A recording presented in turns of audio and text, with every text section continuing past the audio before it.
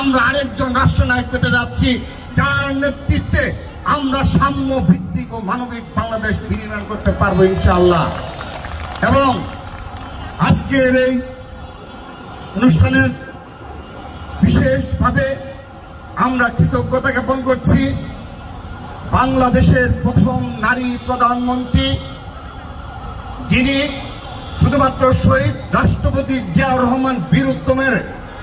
সহধর্মিণী হিসাবেই অবদান রাখেননি, যিনি তার নিজ মহিমায়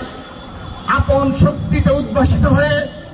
বাংলাদেশের রাজনীতিতে উজ্জ্বল নক্ষত্র হিসেবে আবির্ভূত হয়েছিলেন। শুধু তাই নয়, আমি শুধুমাত্র বাংলাদেশের রাজনীতি নয়, আপনারা বিভিন্ন আলোচকের বক্তব্য শুনেছেন, এই নারীদের অবদান, এই নারীদের অধিকার বাস্তবায়নে তার একক ভূমিকা আজ নারী সমাজ কৃতজ্ঞ চিত্তে স্মরণ করে আমরা আশাবাদ ব্যক্ত করছি